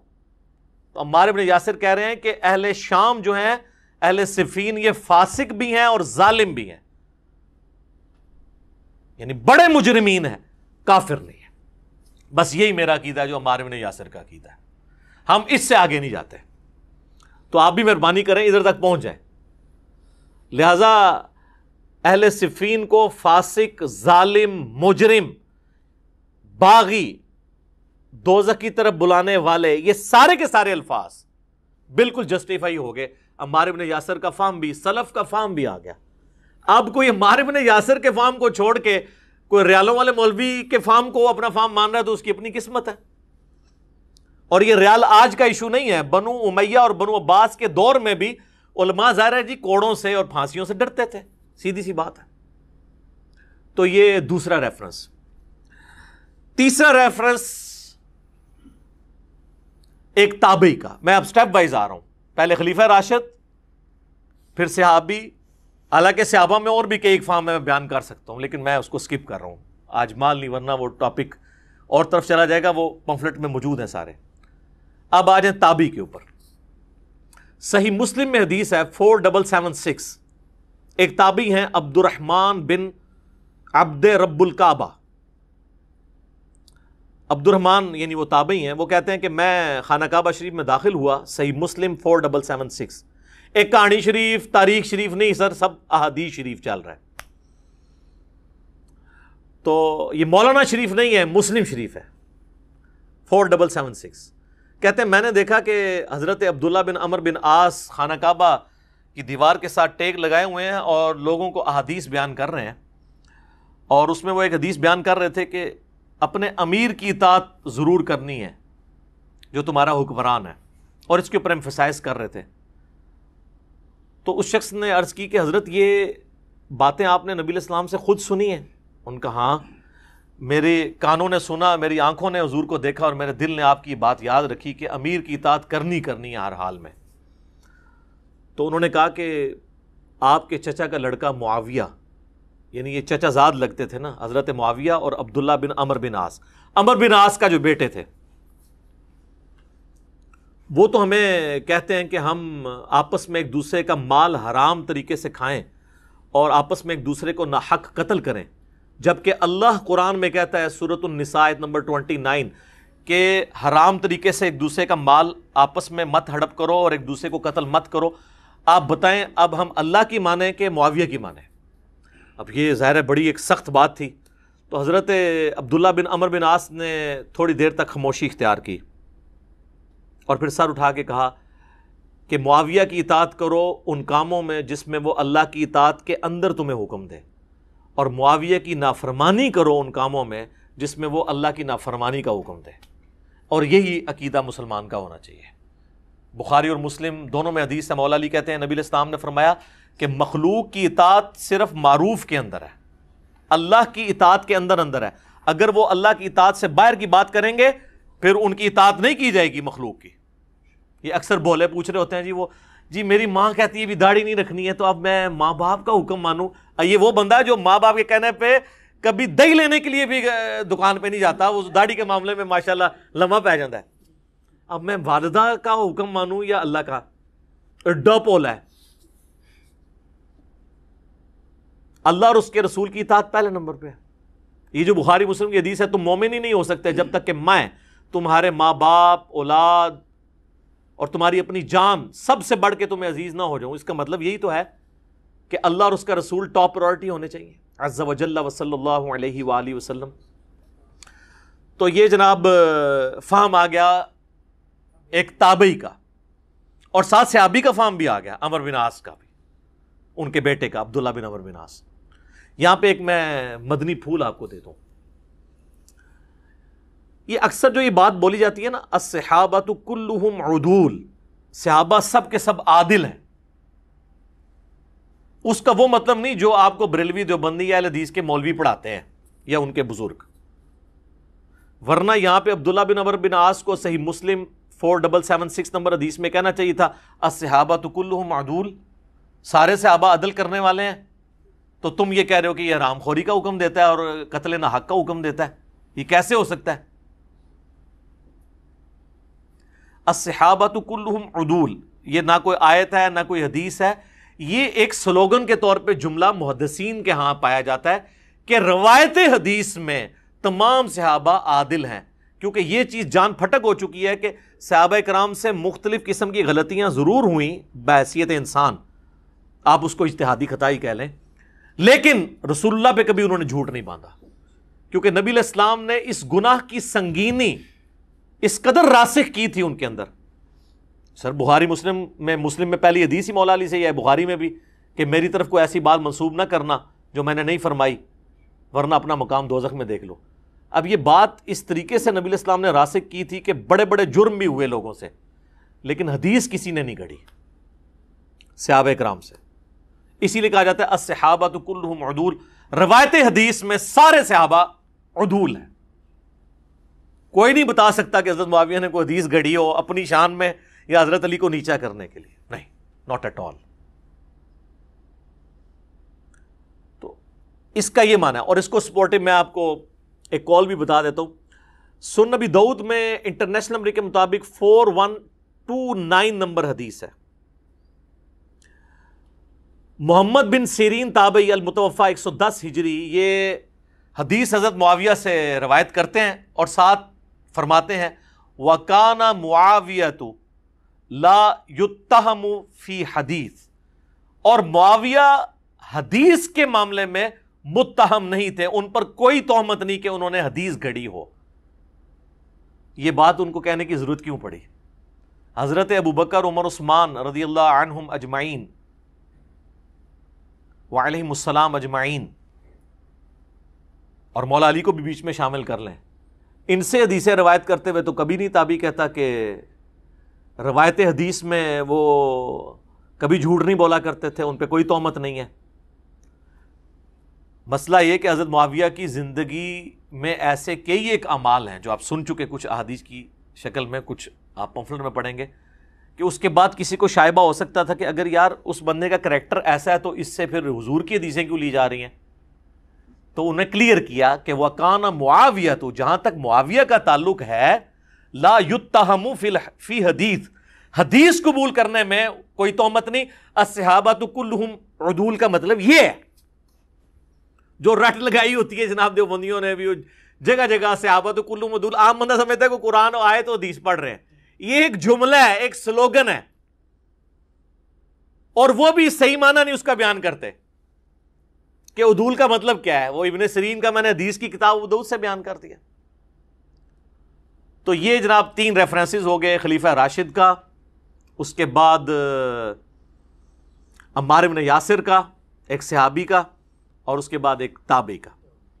اب میں 12 ریفرنسز جو ہے نا وہ آپ کو ورڈ بائی ورڈ، یہ مجھے پکڑائیے گا لیپ ٹاپ، آپ کو پڑھ کے سناتا ہوں، کیونکہ ظاہر ہے کہ وہ ایک جگہ تو نہیں لکھے ہوئے، میں نے بہرحال اس کے اوپر ورکنگ کی ہوئی ہے، اللہ کا شکر ہے۔ اب یہ جے پی جی میں بھی لگ جائیں گے تو پھر لوگوں کو ادھر ادھر بھاگنا بھی نہیں پڑے گا، آسانی رہے گی انشاءاللہ تعالی۔ ہاں جی 3 ہو گئے نا جی، آج جی 4تھا ریفرنس، علی ابن الجعد المتوفا 230 ہجری، احمد بن حنبل اور امام بخاری کے استاد ہیں، ان کی حدیث کی کتاب بھی ہے مسند علی ابن الجعد، علی ابن الجعد، ایسے ابن الجود بھی پڑھتے ہیں، یہ جود لفظ غلط ہے، یہ زبر کے ساتھ ہے، بہرحال اردو میں چل جاتا ہے، مولویوں کا زیادہ ایسا ہوتا ہے، میں ویسے آپ کو کلیریفائی کر رہا ہوں، کوئی فرق نہیں پڑتا، آپ جود پڑھ لیں میرے شکل سے، عربی میں جعد لفظ ہے۔ ان کے بارے میں ابن حجر اسقلانی نے تہذیب التہذیب کے اندر، جو آپ سمجھ لیں اسماء الرجال کے اوپر ایک اتھینٹک بک مانی جاتی ہے، اس میں نقل کیا، اور اس کی سند کو شیخ زبیلی زئی رحمہ اللہ تعالی نے، انہوں نے تو خیر کسی اور مقصد کے لیے لکھا تھا قیام رمضان والی کتاب کے اندر، تو وہ ہماری عکاوی نظروں سے وہ چیز بچی نہیں ہے، تو وہ ہم نے پکڑ لی۔ 77 نمبر پیج پہ وہ لکھتے ہیں کہ علی ابن الجعد کہا کرتے تھے، مجھے یہ برا نہیں لگتا کہ اللہ تعالیٰ معاویہ کو عذاب دے۔ یہ جملہ آج تک میں نے کبھی بیان نہیں کیا خود اپنے ریفرنس سے۔ یہ اتنا بڑا جملہ بول کے جو یہ کہہ رہا ہے کہ مجھے یہ برا نہیں لگے گا کہ قیامت والے دن حضرت معاویہ کو عذاب ہو، یہ اہل سنت کا امام ہے، احمد بن حنبل کا استاد ہے، امام بخاری کا استاد ہے، اس کی حدیث کی کتاب مانی جاتی ہے۔ شیخ زبیر صاحب نے بھی اس میں لکھا ہے کہ ہم اسے سیکھے ہی مانتے ہیں، اس کو کیوں نہیں رافضی کہتے یا نیم رافضی کہہ دے؟ نہیں، وہ بڑا ہے، تو ہم تو سلف کا فہم عوام کے سامنے بیان کریں، یہ آپ کے سلف ان کے بارے میں لکھ کے گئے ہیں جن کا آپ جھوٹا دفاع کرتے ہیں۔ یہ اذانیں شروع ہو چکی ہیں، بقیہ کے ریفرنسز انشاءاللہ اذان کے وقفے کے بعد انشاءاللہ۔ ہاں جی جناب، اب آ جائیں جی ففتھ ریفرنس کی طرف، اور وہ ہیں حنفیوں کے بڑے امام، امام بدر الدین عینی المتوفا 855 ہجری، جنہوں نے صحیح بخاری کی شرح لکھی ہے عمدۃ القاری، ایک شوافے کی ہے شرح جو ابن حجر اسقلانی المتوفا 852 ہجری نے لکھی فتح الباری، اس کے مقابلے پہ یہ عمدۃ القاری، ایک ہی زمانے میں دونوں بزرگ ہوئے ہیں۔ تو انہوں نے صحیح بخاری میں جو حدیث ہے نا 7083 کہ اگر ایک مسلمان دوسرے مسلمان کے خلاف تلوار اٹھا لے، اس کی شرح کرتے ہوئے عمدۃ القاری میں لکھتے ہیں، ورڈ بائی ورڈ میں آپ کو پڑھ کے سناتا ہوں۔ وہ کہتے ہیں کہ امام کرمانی رحمہ اللہ نے کہا کہ سیدنا علی اور حضرت معاویہ دونوں ہی مجتہد تھے، زیادہ سے زیادہ یہ ہے کہ حضرت معاویہ کو اجتہاد میں خطا لاحق ہو گئی، ان کو 1 اجر ملے گا، جبکہ سیدنا علی کو 2 اجر ملیں گے۔ تو اس دعوے کے اوپر وہ کمنٹس کرتے ہیں امام بدر الدین عینی، وہ کہتے ہیں میں کہتا ہوں کہ حضرت معاویہ کی خطا کو اجتہادی خطا کیسے کہہ دیا جائے، اور ان کے اجتہاد پر کیا دلیل ہے، حالانکہ ان کو یہ حدیث مل چکی تھی جو بخاری مسلم کی حدیث میں نے پہلے بیان کی، جس میں رسول اللہ نے فرمایا تھا صلی اللہ علیہ وآلہ وسلم، افسوس ابن سمیہ کو ایک باغی جماعت قتل کرے گی، اور ابن سمیہ عمار ابن یاسر ہیں، اور ان کو حضرت معاویہ کے گروہ نے جنگ صفین میں قتل کیا۔ کیا حضرت معاویہ اس پر راضی نہیں کہ ان کو برابر چھوڑ دیا جائے، چہ جائے کہ ان کو 1 اجر بھی ملے؟ یہ بات ٹیکنیکلی درست ہے۔ دیکھیں وہ جو حدیث ہے نا بخاری اور مسلم کی، اس میں الفاظ ہیں کہ اگر کوئی حاکم اجتہاد کرے، حاکم، تو اپنے صحیح اجتہاد کے اوپر اللہ تعالیٰ اسے 2 اجر عطا فرمائے گا، اور اگر اس نے غلط اجتہاد کیا تو 1 اجر۔ مخالفین تو ہوتے ہی باغی ہیں، انہوں نے اجتہاد کرنا ہی نہیں، وہ اجتہاد کے تو اہل ہی نہیں ہوتے۔ یعنی سیدنا علی اگر جنگ جمل، صفین اور نہروان غلط بھی لڑتے نا، تب بھی 1 اجر ملتا ان کو۔ اب تو خیر الحمدللہ ان کی تینوں جنگیں درست ہیں، میرے ریسرچ پیپر کے اوپر سپورٹی بخاری مسلم کی کئی احادیث ہے، تو ان کے لیے ڈبل اجر ہے، مخالفین مجتہد نہیں ہے۔ چھٹا ریفرنس ابن حجر اسقلانی المتوفا 852 ہجری، جو ان کے ہی زمانے کے ہیں، فتح الباری میں صحیح بخاری کی ایک حدیث ہے 3766 حضرت معاویہ کے بارے میں، جس پہ امام بخاری نے باب باندھا ہے، باب ذکر معاویہ، امام بخاری نے۔ تو ابن حجر اسقلانی اس کانٹیکسٹ میں لکھتے ہیں کہ امام بخاری نے یہاں صحیح بخاری میں حضرت معاویہ سے متعلق باب کے عنوان میں صرف لفظ ذکر معاویہ بیان کیا، اور فضیلت یا منقبت جیسے الفاظ ذکر نہیں کیے، کیونکہ اس حدیث سے کوئی فضیلت معلوم نہیں ہوتی۔ وہ حدیث کیا تھی کہ حضرت معاویہ 1 وتر پڑھتے تھے، تو کہتے ہیں اس میں کوئی فضیلت والی بات نہیں۔ حضرت ابن عباس نے جو کہا نا کہ وہ فقیہ ہے، صحابی ہے، اس کو چھوڑ دو، اور یہ بھی حضرت ابن عباس نے تقیتاً بات کی تھی، کیونکہ طحاوی شریف حنفیوں کی شرح مانی الآثار، اس میں باقاعدہ امام طحاوی نے اس کانٹیکسٹ میں ایک اور روایت لی ہے، جس میں ابن عباس کو جب بتایا جاتا ہے نا کہ وہ 1 وتر پڑھتے ہیں حضرت معاویہ، تو کہتے ہیں اس گدھے نے یہ کہاں سے طریقہ نکال لیا، چھڑا 1 وتر والا۔ تو امام طحاوی اس کو سپورٹ میں لے کے آئے حنفیوں کی کہ ہم 3 وتر کے قائل ہیں، لہٰذا امام طحاوی نے مراد یہ ہے کہ اس حدیث کی تصحیح کر دی۔ لوگ کہتے ہیں امام طحاوی نے ساتھ نہیں لکھا کہ صحیح ہے غلط ہے، وہ ثبوت کے طور پہ جب کوئی بات پیش کی جاتی ہے تو صحیح ہونے کے ساتھ ہی پیش کی جاتی ہے۔ تو یہ میں نے آپ کو ساتھ ساتھ تھوڑا سا بریف بھی کر دیا۔ تو کہتے ہیں کہ ابن عباس کا حضرت معاویہ کے لیے فقیہ اور صحابی کا بیان ہی بطور فضیلت کافی ہے، تاہم امام ابن ابی عاصم نے حضرت معاویہ کے مناقب میں ایک رسالہ لکھا۔ اسی طرح کا کام ابو عمر غلام اور ابو بکر نقاش نے بھی کیا، اور امام ابن جوزی نے بھی اپنی من گھڑت احادیث کو جمع کرنے والی کتاب الموضوعات، موضوعات شریف، گڑی ہوئی حدیث ہے، اس میں بھی کچھ روایتیں نقل کی ہیں۔ اس کے بعد امام اسحاق بن راہوے کا قول بھی نقل کیا کہ حضرت معاویہ رضی اللہ تعالیٰ عنہ کی فضیلت میں صحابیت کے سوا کوئی چیز ثابت نہیں۔ ابن حجر اسقلانی مزید لکھتے ہیں یہی وجہ ہے کہ امام بخاری نے بھی اپنے استاد یعنی امام اسحاق، جنہوں نے کہا کہ صحابی کے علاوہ کوئی فضیلت ان کے لیے ثابت نہیں ہے، لہٰذا کیٹاگوریکل ڈینائی ہو گیا، وہ جو کبھی ہادی اور مادی لے کے آتے ہیں، کبھی سمندری جہاد، کبھی کچھ وہ سب کچھ انکار کرتے ہیں. اور امام بخاری اگر وہ سمندری جہاد والی سے وہ رزلٹ نکل رہا ہوتا تو امام بخاری حضرت معاویہ کے چیپٹر میں وہ حدیث لے آتے ہیں اور اس میں سے رزلٹ وہ اس طریقے سے نکالتے ہیں جس طرح انہوں نے نکالا ہے. پر اعتماد کرتے ہوئے حضرت معاویہ کے ذکر میں لفظ فضیلت یا منقبت استعمال کرنے سے گریز کیا ہے، تاہم اپنی گہری نظر سے ایسا استنباط فرمایا، یعنی حضرت معاویہ کو صحابی ثابت کیا کہ جس سے روافظ کی بھی سرکوبی ہو. رافضی بھی دوسری ایکسٹریم پہ ہیں جو ان کی صحابیت کا انکار کر رہے ہیں اور ایون ان کے مسلمانوں نے کا انکار کر رہے ہیں. حالانکہ نہج البلاغہ کے اندر حضرت علی کا جو خط ہے معاویہ کے لیے اور بیڈ ڈیمانڈ کرنے کا، وہ خود ثبوت ہے کہ حضرت علی بھی ان کو مسلمان سمجھتے تھے، بلکہ وہ کہتے ہیں کہ مجھے انہی صحابہ نے خلیفہ چنا ہے جنہوں نے پہلے 3 خلفاء کو چنا ہے، تو تم میری بیعت کیوں نہیں کر رہے؟ تو کافر سے تو بیعت نہیں تھی انہوں نے ڈیمانڈ کرنی. اس پہ میری ایک یوٹیوب پہ ڈیٹیل ویڈیو ہے. حضرت معاویہ کے اوپر نعرہ بازی، ویسے یوٹیوب پہ اس کا عنوان ہے رپلائی ٹو مولانا الیاس قادری آن حضرت معاویہ رضی اللہ تعالیٰ عنہ، جب انہوں نے وہ نعرے لگوائے تھے بے خطا بے گناہ والا. تو اس میں نے وہ سارے ریفرنسز ڈسکس کیے تھے، آج میں اس کو سکپ کرتا ہوں. اور امام نسائی کا واقعہ اس بارے میں مشہور ہے. کیا مشہور ہے؟ ان کو خصائص علی لکھنے کے اوپر ناسبیوں نے شہید کر دیا تھا، اور یہ کہتے ہیں جی سند لے کے آئے، تواتر ہے اس کے اوپر، تمام اسماء و رجال کی کتابوں میں یہ نقل کی گئی ہے. خود اہل حدیث کے جو دارالاسلام والے ہیں نا، انہوں نے جو سنن نسائی چھاپی ہے نا، اس کے مقدمے میں امام نسائی کی شہادت کا واقعہ لکھا ہوا ہے. تو وہ تو مانتے ہیں اس بات کو. تو وہ کہتے ہیں امام نسائی نے بھی اپنا، اچھا یہ امام نسائی کے بھی استاد ہیں، امام اسحاق اور امام بخاری کے بھی، انہوں نے بھی اپنے استاد کے قول پر اعتماد کیا اور اپنی مشہور کتاب فضائل صحابہ جو انہوں نے لکھی تھی سنن نسائی الکبریٰ کے اندر، اس میں کوئی حضرت معاویہ کے اوپر حدیث نہیں لی. پھر امام حاکم کا بھی قصہ ہے. امام حاکم بھی اسی وجہ سے تکلیفیں اٹھاتے رہے، محبت اہل بیت کی وجہ سے. امام ابن جوزی نے عبداللہ بن احمد سے ان کے والد امام احمد بن حنبل کا مکالمہ بھی نقل کیا ہے کہ انہوں نے اپنے والد امام احمد بن حنبل سے پوچھا، لو جی امام احمد بن حنبل بھی آ گئے ہیں، مشاجرات صحابہ والے فتووں کے بانی، ان کی بھی آپ بات سن لیں.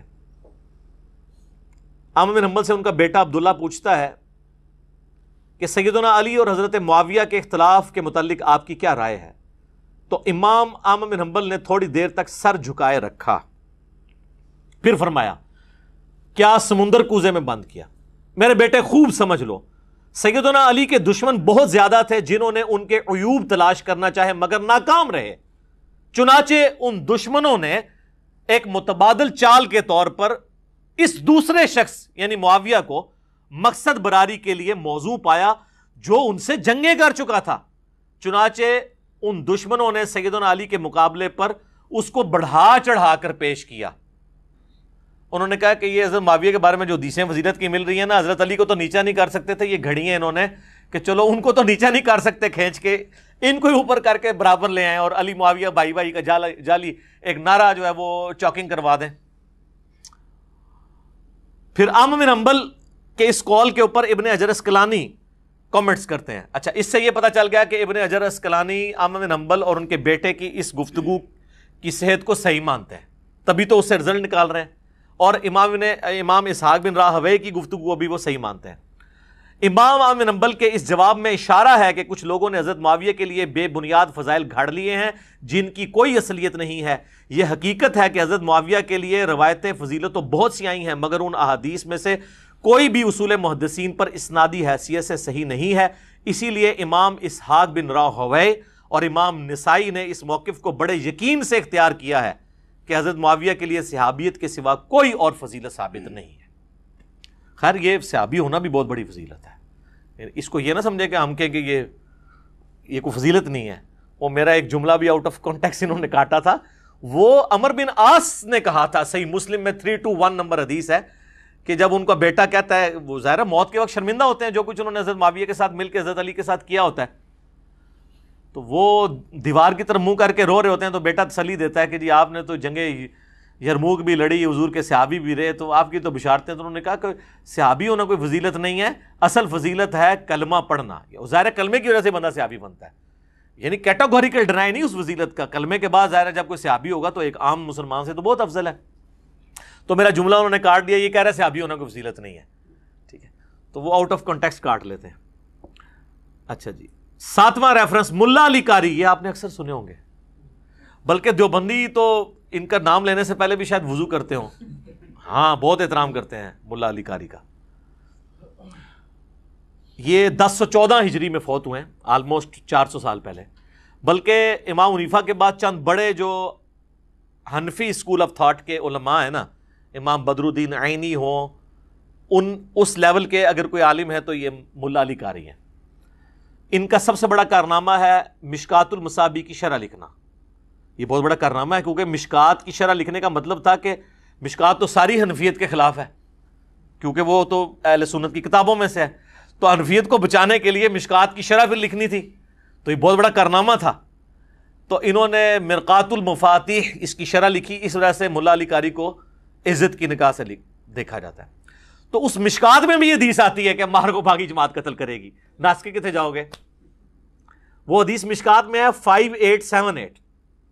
تو اس کی شرح میں ملا علی قاری، میں یقین کریں ملا علی قاری کے لیے میرے دل میں جو محبت کے جذبات پیدا ہوئے نا یہ پڑھنے کے بعد، باقی جو انہوں نے حنفیت کا جھوٹا دفاع کیا جس جگہ پہ وہ ایک الگ بات، لیکن یہاں پہ یقین کریں میں سمجھتا ہوں کہ آج کے دور میں ہوتے تو ان کو رافضی ڈکلیئر کر دیا جاتا، پرانے ہیں تو بچ گئے ہیں۔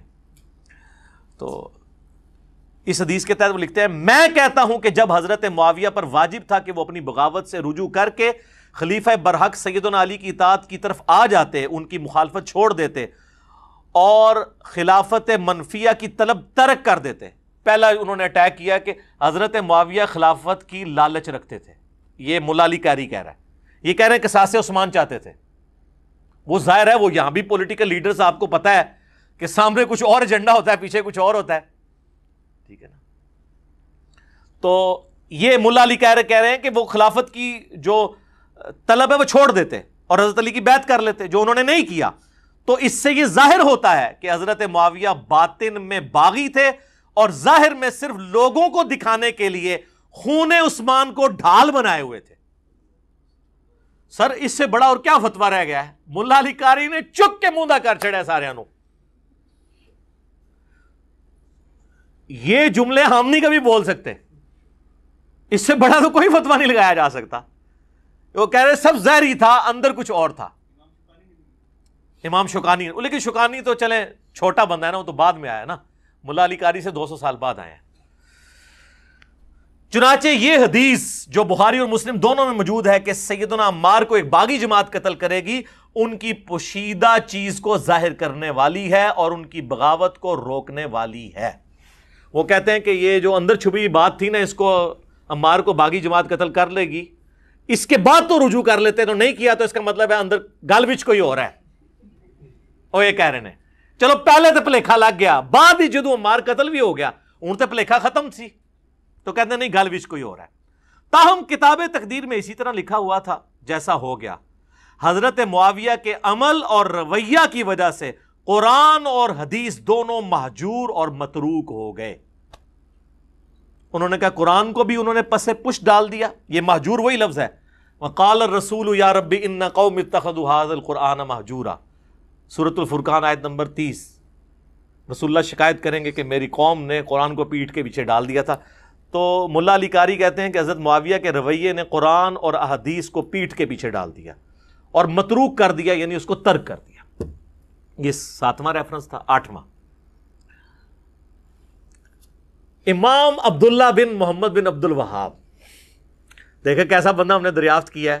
سیرت الرسول کتاب کا تعارف بھی کروایا ہے، مختصر سیرت الرسول جو کوئی خریدتا ہی نہیں تھا۔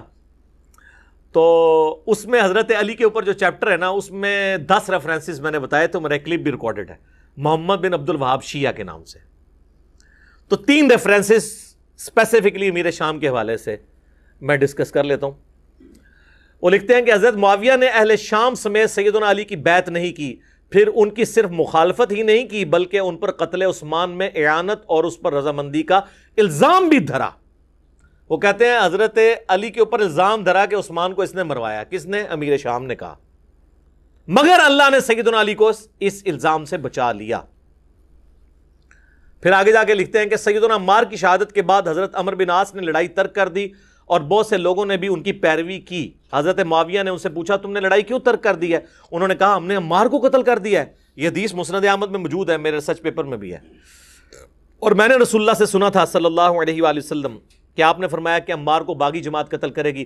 معلوم ہوا کہ ہم باغی ہیں. معاویہ بولے خاموش رہ, واللہ تم اونٹ کی طرح اپنے ہی پیشاب میں پھسلتے ہو. کیا ہم نے ان کو قتل کیا ہے؟ ان کو تو علی ان کے ساتھیوں نے قتل کیا ہے, جنہوں نے ان کو لا کے ہمارے درمیان پھینک دیا. ہم تو اپنے بچاؤ کے لیے لڑ رہے تھے جس میں وہ قتل ہو گئے.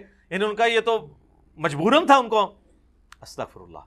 سیدنا علی کو اس کی خبر ہوئی تو حضرت علی نے آگے سے پھکی دی الزامی جواب.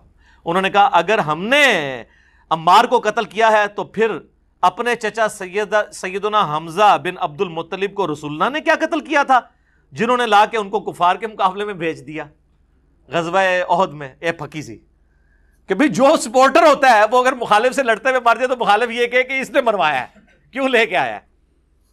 کہانی ہوتی ہے, پاویں آج دا بندہ کرائے پاویں پرانا بندہ کرائے, کڈی وڈی کہانی کرائی ہے. اچھا یہ ان کے جو سپورٹر نا بنو امیہ کے, وہ آج اسی لیول کی کہانیاں کراتے ہیں. پھر آگے جا کے لکھتے ہیں کہ بنو امیہ سیدنا علی کی تنقیص اور ان کے بارے میں نازیبا الفاظ استعمال کرتے رہے, مگر اس عمل سے علماء کے دل میں سیدنا علی کی محبت اور بڑھ گئی اور قدر و منزلت میں اضافہ ہی ہوا. عمر بن عبداللہ بن زبیر کہتے ہیں کہ بنو امیہ 60 سال تک ان کو گالیاں دیتے رہے مگر ان کا کچھ نہ بگاڑ سکے, بلکہ ان کی شان پہلے سے بھی بلند ہو گئی. صلوات بر محمد و آل محمد, اللہم صلی علی محمد و علی آل محمد.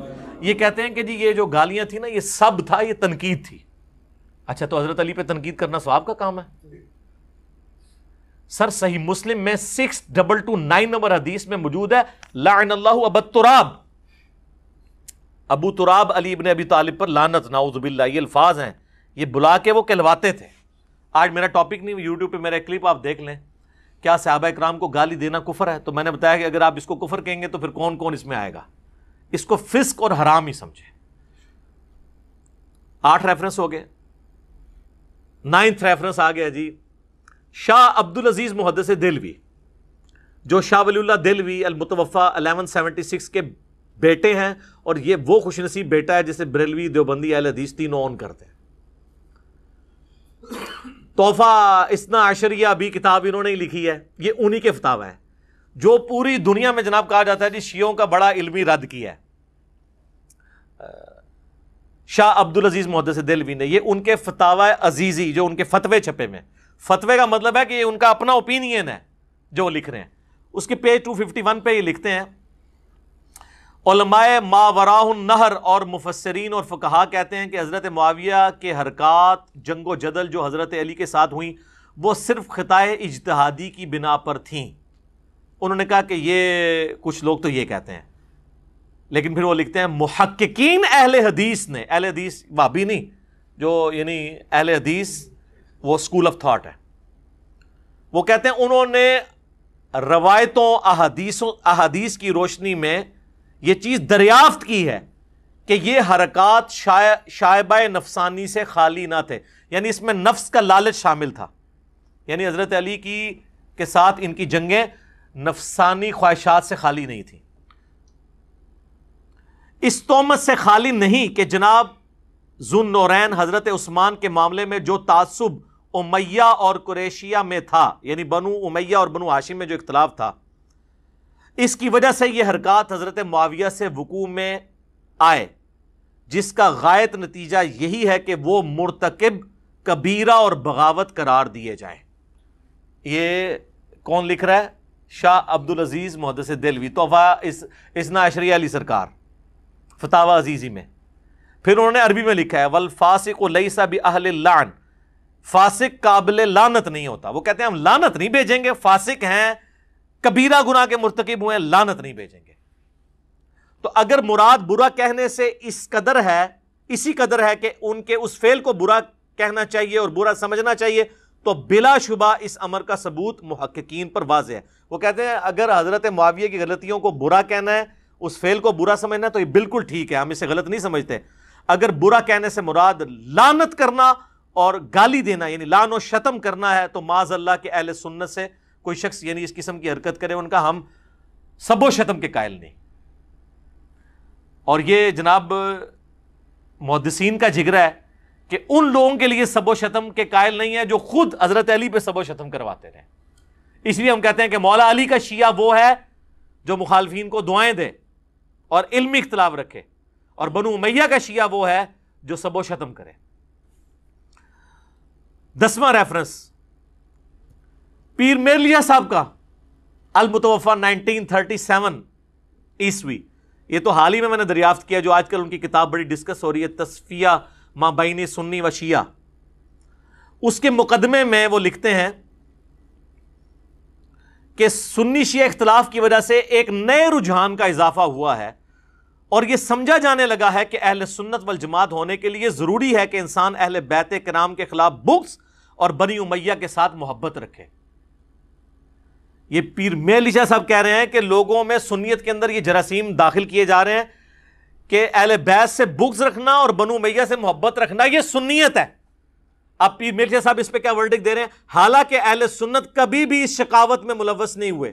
وہ کہتے ہیں اہل سنت کبھی یہ بدبخت نہیں ہوئے کہ وہ بنو امیہ سے محبت کرنا شروع کر دیں، اور ان کے عقائد میں رسول پاک کے خاندان سے دوستی اور مودت مدار ایمان اور فرض مانی گئی ہے. اس نئے رجحان کی وجہ یہ معلوم ہوتی ہے کہ ہمارے علماء اکرام نے بمقابلہ اہل تشیع کے اپنے مواعظ اور نصاحت کی مجلس میں صرف لعنت اور متون کرنے کے خلاف، یعنی یہ جو کرتے ہیں رافضی، اس کے اعتبار سے انہوں نے جو تقاریر کرنی شروع کی ہیں تو صرف ایک چیز کو ٹاپک بنایا اور اہل بیت علیہ السلام کے فضائل اور مناقب بیان کرنے کی طرف کم توجہ دی ہے. اسی کتاب میں آگے جا کے وہ لکھتے ہیں کہ سورۃ النور کی آیت نمبر جو 55 ہے نا، آیت الاستخلاف، وعد اللہ الذین آمنوا منکم وعملوا الصالحات، کہ اللہ تعالیٰ اہل ایمان کو اس دنیا میں حکومت دے گا. تو وہ کہتے ہیں کہ اس کے مصداق بھی حضرات اربعہ ہیں، یعنی 4 خلفاء ابو بکر، عمر، عثمان و علی رضی اللہ عنہم اجمعین. بنو امیہ اور جناب معاویہ اور بنو عباس آیت استخلاف سے خارج ہے. یہ کہتے ہیں نہیں، اللہ نے ان کو حکومت دی تھی، ملوکیت دی تھی، اور وہ دلیل پکڑتے ہیں تالوت والا. تالوت کو تو اللہ نے بنایا تھا وحی کے ذریعے.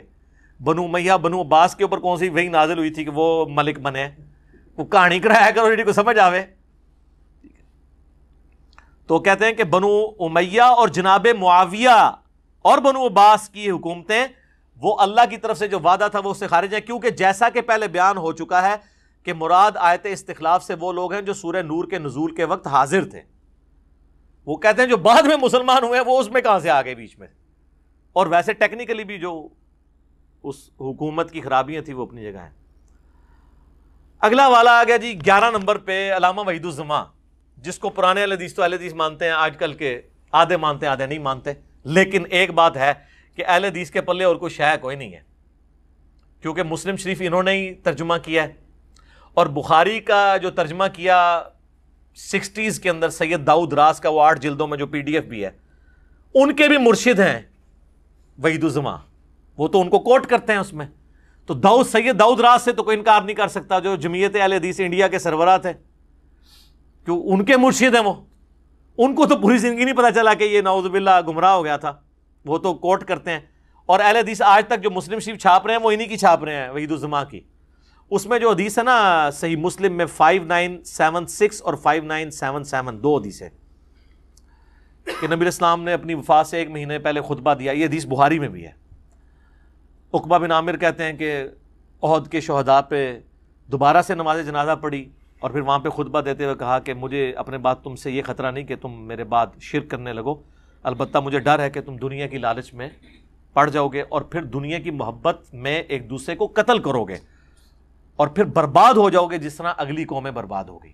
اس حدیث کی شرح میں وحید الزمان صاحب لکھتے ہیں اور دنیا کے واسطے آخرت کا خیال چھوڑ دو گے. مسلمانوں نے حضرت کے چند روز بعد ایسے کام شروع کیے اور آپس میں پھوٹ کی بنا ڈالی. معاویہ حضرت علی مرتضیٰ سے لڑے اور یزید نے خاندان نبوت کو تباہ کیا. انہوں نے کہا یہ جو حضور نے کہا تھا نا کہ ایک دوسرے کو قتل کرو گے، اس کا مصداق جو ہے وہ آل امیہ ہے. اور حجاج نے عبداللہ بن زبیر کو شہید کیا اور فتنوں کی تار بند گئی. اس روز سے آج تک مسلمانوں کا وہی حال ہے کہ کسی ایک امام اور خلیفہ پر سب مسلمان اکٹھے نہیں ہوئے. آخر کافر موقع پا کر ان پر غالب ہوئے اور ان کی قوت خاک میں مل گئی. دوسرا ریفرنس وہ لے کے حضرت ابو سفیان کی فضیلت پہ جو حدیث صحیح مسلم میں ہے 6409 اس کے کانٹیکسٹ میں، جس میں حضرت ابو سفیان نے آ کے کہا کہ بھی مسلمان مجھے صحیح نظر سے نہیں دیکھتے، میں پوری زندگی اسلام کا مخالف رہا ہوں، تو آپ نا میرے بیٹے معاویہ کو اپنا منشی رکھ لیں، تو اس کی وجہ سے تالیف قلب ہو جائے گی، لوگ بھی میری عزت کریں گے۔ تو حضرت معاویہ کو انہوں نے وہاں پہ یعنی کاتب کے طور پر بھرتی کروایا۔ وہ جو کاتب وحی والا لے کے چلتے ہیں، کاتب وحی والی روایت بھی موجود ہے دلائل النبوہ کے اندر۔ تو ان سے کبھی پوچھا آپ نے کہ دلائل النبوہ میں کیا کر رہی ہے کاتب وحی والی روایت؟ وَكَانَ مُعَاوِيَةُ یکتب، ہاں پیٹ نہ بھرے، اور اس میں آگے راوی لکھتا ہے کہ پھر پوری زندگی پیٹ نہیں بھرا، حضور کی نبوت کی خبر پوری ہوئی، یہ بتانے کے لیے وہ لکھ رہے ہیں۔ یہ بس وَكَانَ يَكْتُبُ الْوَحْيَ آدھا ٹکڑا اٹھاتے ہیں، آگے نہیں پڑھتے۔ وہ مسلم شریف میں حدیث ہے نا کہ خدا اس کا پیٹ نہ بھرے، امیر شام کے بارے میں۔ تو وہ دلائل النبوہ میں امام بیہقی نے ثابت کیا کہ حضور کی یہ تو کہتے ہیں نا دعا تھی، امام بیہقی نے ثابت کیا ہے یہ بدوا تھی اور لگ گئی، پوری زندگی پیٹ نہیں بھرا، تو وہاں سے اٹھاتے ہیں۔ خیر یہ علیحدہ سے ٹاپک ہے، میرا یوٹیوب پہ کلپ 1 ملین سے زیادہ لوگ دیکھ چکے ہیں، حضرت معاویہ کاتب وحی، وہ آپ دیکھ لیں۔ وہ کہتے ہیں کہ یہ حضرت معاویہ کو جو بھرتی کر لیا، یہ آپ کا حسن خلق تھا اور مصلحت بھی تھی، کیونکہ ابو سفیان کافروں کا سردار تھا، اس کی تالیف قلب بھی ضروری تھی۔ ہر چند ابو سفیان کا اسلام پہل جان کے ڈر سے تھا، مگر بعد میں شاید پختہ ہو گیا ہو، اور جب آدمی اسلام لایا تو اس کے قصور کفر کے وقت کے سب معاف ہو جاتے ہیں۔ اور آپ نے وحشی قاتل حمزہ کا اسلام بھی تو قبول کیا تھا، اس پر بھی ابو سفیان کا خاندان نبوی کا ہمیشہ دشمن رہا۔ ابو سفیان عمر بھر حضرت صلی اللہ علیہ وآلہ وسلم سے لڑتا رہا، اور 100 مسلمانوں کو اس نے شہید کیا۔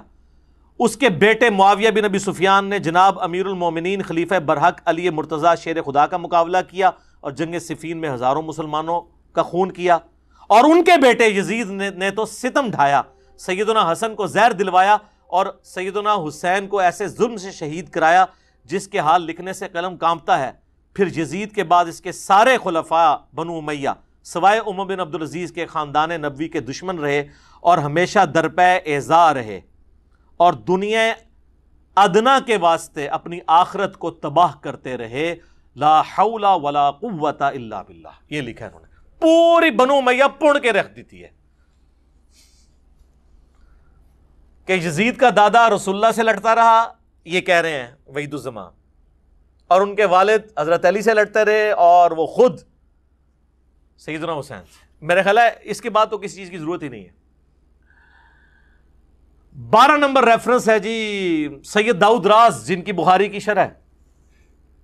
بخاری میں ایک حدیث ہے 4359، لمبی حدیث ہے، اس کے آخر میں ایک ذو امر، ایک شخص تھا جس کے پاس الہامی کتابوں کا علم تھا، اور رسول اللہ کی تازہ ابھی ڈیتھ ہوئی تھی، حضرت ابوبکر صدیق کو خلیفہ چنا گیا، اور جب اس کو خبر ملی تو اس نے صحابہ کرام سے کہا، اور صحابی کون تھے؟ عبداللہ بن جریر بجلی، یہ بجلی اردو میں لکھا ہوتا ہے، لوگ بجلی پڑھ رہتے ہیں، بجلی نہیں ہے بجلی۔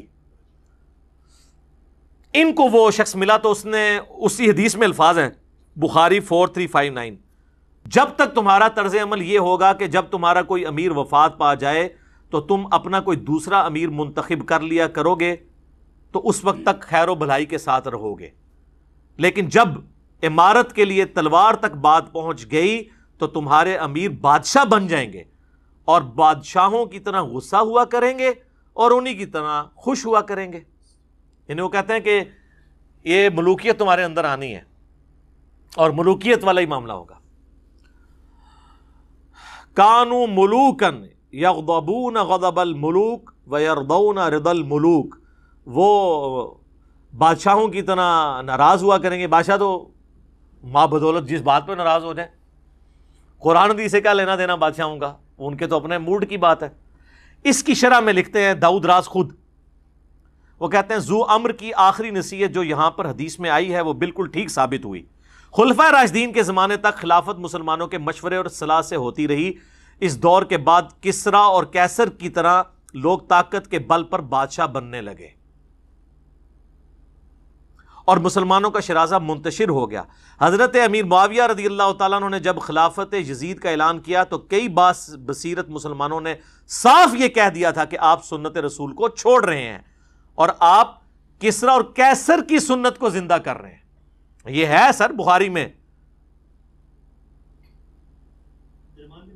عبد الرحمن بن ابی بکر والی جو حدیث ہے 4827، وہ پھر میرا اس پہ ٹائم لگ جائے گا، جب مروان کہہ رہا تھا کہ اللہ تعالیٰ نے امیر المومنین معاویہ کو یہ بات سجائی ہے، وہ امت کے وسیع تر مفاد میں اپنے بیٹے کو اپنے بعد خلیفہ بنانا چاہتے ہیں، تو ادھر بھی عبد الرحمن بن ابی بکر والا موجود ہے، وہ آج ٹاپک نہیں ہے، میں اس کو سکپ کرتا ہوں۔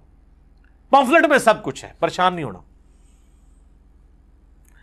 بہرحال اسلامی خلافت کی بنیاد امرہم شورا بینہم کے تحت ہے، یعنی آپس کا کام مشورے سے، جس کو ترقی دے کر آج کی جمہوریت لائی گئی ہے۔ اگرچہ اس میں بہت سی خرابیاں ہیں، تاہم شورا کی ایک ادنا جھلک تو ہے۔ یہ دیکھ لیں، یہ اہل حدیث کا بھی وہی موقف ہے ان کے عالم کا۔ میں جو کہتا ہوں نا، جمہوریت جو ہے یعنی حلال کے دائرے کے اندر، حرام اور حلال کا فیصلہ تو کرے گا قرآن و سنت کا منہج، حلال کے اندر اندر کثرت رائے سے فیصلہ کرنا اسلامی جمہوریت جو ہے، میں ویسٹرن جمہوریت وہ خلافت راشدہ کی ایک ماڈرن فارم ہے، یہ خود یہ بھی مان رہے ہیں۔ 13 نمبر ریفرنس میرے استاد ڈاکٹر اسرار صاحب رحمہ اللہ کا، پاکستان میں نظام خلافت کیا، کیوں اور کیسے۔ اس میں وہ لکھتے ہیں کہ حضرت علی کی خلافت کے بعد جو حکومتیں ہیں، وہ کہتے ہیں جبکہ امیر معاویہ کی پشت پر ایک قبائلی قوت تھی جس کا شام کے اندر ایک مرکز قائم ہوا، میں ان کی نیت پر کوئی حملہ نہیں کر رہا۔ ظاہر برابر بھی تو کرنا ہوتا ہے نا، لوگ لٹ لے کے مغری نہ پہ جان، معاذ اللہ، وہ صحابی رسول ہیں، لیکن ان کی خلافت اس طور سے منعقد نہیں ہوئی جیسا کہ پہلے چاروں خلفاء کی ہوئی تھی۔ یہ فرق ہے جس کی بنا پر خلافت راشدہ حضرت علی کی خلافت پر ختم ہو گئی۔ اور پھر وہ لکھتے ہیں کہ شاہ ولی اللہ دہلوی نے تو کوئی اختلاف کیا ہے، بہرحال امت کا اجماع ہے اس معاملے میں کہ یہ چاروں خلیفہ راشد ہیں، اور حضرت حسن کی خلافت بھی اسی کے اندر آتی ہے۔ اس پہ میرا یوٹیوب پہ علیحدہ سے خلافت راشدہ کے اوپر بھی، خلافت راشدہ کے 30 سال کے اوپر بھی ویڈیوز موجود ہیں، آج ٹاپک نہیں ہے۔ 14th ریفرنس جو ہے جی مولانا مودودی کا، حالانکہ یہ ڈاکٹر سار کے استاد ہیں، لیکن میں نے اس کو بعد میں رکھا ہے تاکہ میں آپ کو بتاؤں کہ جس مودودی کو انہوں نے بدنام کیا ہے، سب سے سافٹ لینگویج اس بندے کی ہے۔ وہ 5واں چیپٹر ہے نا، خلافت راشدہ سے ملوکیت کا سفر، اس کے آخری پیرے میں وہ لکھتے ہیں اس طرح خلافت راشدہ کا نظام آخری اور قطعی طور پر خاتمہ ہو گیا۔ خلافت راشدہ کے نظام کا آخری اور قطعی طور پر خاتمہ ہو گیا، خلافت کی جگہ شاہی خانوادوں نے لے لی، اور مسلمانوں کو اس کے بعد سے آج تک پھر اپنی مرضی کی خلافت نصیب نہ ہو سکی۔ حضرت معاویہ کے محامد اور مناقب اپنی جگہ پر ہیں، ان کا شرف صحابیت بھی واجب الاحترام ہے، ان کی یہ خدمت بھی ناقابل انکار ہے کہ انہوں نے پھر سے دنیا اسلام کو ایک جھنڈے تلے جمع کیا اور دنیا میں اسلام کے غلبے کا دائرہ پہلے سے زیادہ وسیع کر دیا۔ ان پر جو شخص لان اور تان کرتا ہے وہ بلا شبہ زیادتی کرتا ہے، لیکن ان کے غلط کام کو تو غلط کہنا ہی ہوگا۔ اسے صحیح کہنے کے معنی یہ ہوں گے کہ ہم اپنے صحیح اور غلط کے معیار کو خطرے میں ڈال رہے ہیں۔ کیا سافٹ لینگویج ہے، کچھ بھی نہیں کیتا۔ میرے خیال ہے ان 10 لائنوں میں سارے تعریفی جملے ہیں، اور کہتے ہیں بڑی گستاخانہ کتاب لکھی ہے۔ تو یہ 14th ریفرنس، یہ تو ہمارے ائمہ اہل سنت کے ریفرنسز تھے۔ 15 نمبر پہ میں نے ایک غیر مسلم کا ریفرنس رکھا ہے۔ یہ کہتے ہیں جناب وہ یہود و نصارہ جس کی تعریف کرے نا، وہ آپ سمجھ لیں یہود و نصارہ کا ایجنٹ ہے۔ یہی بتایا جاتا ہے نا آپ کو ہر معاملے میں کہ جی وہ قادیانیوں کو پناہ دی ہوئی ہے جرمنی والوں نے، تو لہٰذا آپ سمجھ لیں کہ قادیانی اسلام دشمن ہے۔ تو سر جرمنی کے ہی ایک جو صحافی ہیں نا، ان کا میں آپ کو ورڈکٹ بتاتا ہوں حضرت معاویہ کے بارے میں۔ یہ مصر کے ایک مشہور عالم ہیں محمد رشید رضا رحمۃ اللہ علیہ، انہوں نے اپنی کتاب میں لکھا ہے تفسیر المنار کے اندر، اور اب یہ عرب اسکالر ہیں، میں اس کا ترجمہ آپ کو پڑھ کے بتا دیتا ہوں۔ وہ کہتے ہیں کہ جرمنی کے بعض اکابر پروفیسرز نے عثمانیہ حکومت کے دارالخلافہ میں بعض اہل اسلام سے کہا، اور ان میں بعض شرفائے مکہ بھی موجود تھے، کہ ہمیں چاہیے کہ ہم اپنے کیپٹل برلن، جو برلن شہر ہے، اس کے فلاں چوک میں معاویہ بن ابی سفیان کا مجسمہ قائم کریں۔ وہ کہتے ہیں کہ یہ حضرت معاویہ کے مجسمے تو غیر مسلم ملکوں میں لگے ہونے چاہیے۔ ان سے پوچھا گیا کیوں؟ انہوں نے کہا اس لیے کہ وہی تو ہیں جنہوں نے خلافت اسلامیہ کا نظام کا رخ جمہوریت سے غلبہ عصبیت کی طرف موڑ دیا، یعنی زبردستی اور تعصب کے اوپر۔ اگر وہ نہ ہوتے تو روئے زمین پر اسلام پھیل جاتا اور ہم جرمن اور یورپ کے تمام قبائل عرب مسلمان ہوتے۔ وہ کہتے ہیں یہ جو ہم چاند ایک بچ گئے ہیں نا، یہ بھی حضرت معاویہ کو دعائیں دو کہ انہوں نے اس وقت حکومت کا نظام ہی بدل دیا، ہمیں تو چاہیے ان کو اپنا لیڈر مان کے ان کے مجسمے لگائیں۔ یہ میں نے حوالہ اس لیے رکھا ہے 15 نمبر پہ کہ ہمیں تو یہی بچپن سے بتایا جاتا ہے نا کہ جس کی یہود و نصارہ تعریف کریں نا اس حوالے سے، تو وہ آپ کو پتہ چل جائے گا کہ اسلام کے خلاف کیا۔ تو میں ان چیزوں پہ کامنٹس نہیں کر رہا، میرا بس کام صرف تھا کہ آپ کو بتا دوں۔ باقی یہ 15 ریفرنسز تھے، اور آخر میں میرا اپنا ریفرنس بھی ہے جو میں بیان کر دوں۔ وہ 5B ریسرچ پیپر ہے، واقعہ کربلا کا حقیقی پس منظر، 72 صحیح الاسناد احادیث کی روشنی میں۔ یہ 72 کا ٹائٹل تو شہدائے کربلا کی نسبت سے احادیث 200 سے زیادہ ہیں، اکثر بخاری اور مسلم سے ہیں۔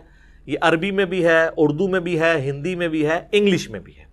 ہماری ویب سائٹ ahlsunnatpak.com سے ریسرچ پیپرز والے پورشن میں جا کے 5B ریسرچ پیپر مفت ڈاؤن لوڈ کریں۔ اس میں اکثر احادیث بخاری مسلم سے ہیں۔ ادر دین بخاری مسلم کے اوپر میں نے دور حاضر کے جو بڑے محققین ہیں اسماء و رجال کی فیلڈ کے، شیخ البانی ہوں، شیخ زبیر لیزئی ہوں، شیخ شعیب آرناؤت ہوں رحمہم اللہ اجمعین، اور باقی جو ہیں محدثین، ان کے باقاعدہ تحکیم لگائی ہے۔ اس میں کوئی ایک حدیث بھی ایسی نہیں ہے جسے کسی نہ کسی محدث نے صحیح نہ کہا ہو، کسی نے ضرور اس کو صحیح کہا ہوگا۔ سب کی سب میں نے ایک جگہ الحمدللہ جمع کی ہیں، اور اس میں مینلی میں نے 6 ٹاپک کور کیے ہیں۔ وہ میں آپ کو صرف ان کے عنوان بتا دیتا ہوں۔ پہلا ٹاپک ہے منہج نبوی پر قائم خلافت راشدہ کی صحیح مدت کتنی تھی اور خلافت راشدہ کے اہل حقیقی خلفۂ راشدین کون ہیں۔ اس کے بعد دوسرا اس کا ٹاپک جو ہے وہ ہے